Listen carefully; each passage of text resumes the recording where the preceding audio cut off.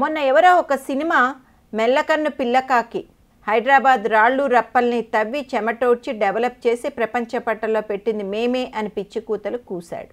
Drugs మత్తులో జోగుతూ అకుల్ సబర్వాల్ నుంచి call వస్తుందేమోనని గడగడా వణికిపోతూ ఉలిక్కి పడిపోతూ సీఎంకు లేఖలు రాస్తున్న టాలీవుడ్ హీరోలు పెద్దలు, జోలిపట్టి జనం కోసం విరాళాలు సేకరించిన కథానాయకులను ఇండస్ట్రీ మాది, కాస్త దయ చూడండి మహాప్రభో అంటూ కాళ్ళబేరానికి వస్తున్నారు. అయ్యలు, ఓ మా మరుగుజ్జులు, అసలైన హీరో ఎవరో తెలుసా?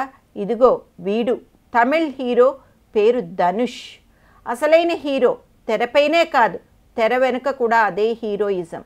అసలు సిసలి హీరోయిజం ఇది. ఏం చేశాడో తెలుసా? 125 మంది రైతు కుటుంబాలకు 50,000 చొప్పున సాయం చేశాడు. మరో 125 మందికి చేయబోతున్నాడు. తానే కాదు, చెన్నై వరదల్లో మునిగిన జనానికి సాయంగా ఆ ప్రాంతంలో తిరుగుతూ సాయం చేసిన విశాల్ తదితరులు రైతులకు మద్దతుగా కేంద్ర మంత్రులను కలిసి విజ్ఞాపనలు సమర్పించిన వాళ్ళు కథానాయకులు. ఒక్కసారి పోల్చుకోండి, మీ గుండెల మీద చెయ్యే వేసుకుని ఆత్మపరీక్ష చేసుకోండి. ధనుష్ తల్లిగారి ఊరు శంకరాపురం, తేనీ జిల్లా. అక్కడ ధనుష్ కులదైవం కురుప్పాస్వామి గుడి ఏటా కుటుంబ సమేతంగా సందర్శిస్తాడు. బుధవారం అక్కడికి ఐశ్వర్యతో సహా వెళ్ళిన తను పంట నష్టాలతో ప్రాణాలు కోల్పోయిన 125 మంది రైతుల కుటుంబాలకు 50,000 చొప్పున 63 లక్షల పరిహారం ఇచ్చాడు.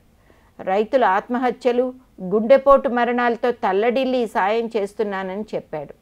తాను ఏం చేశాడు?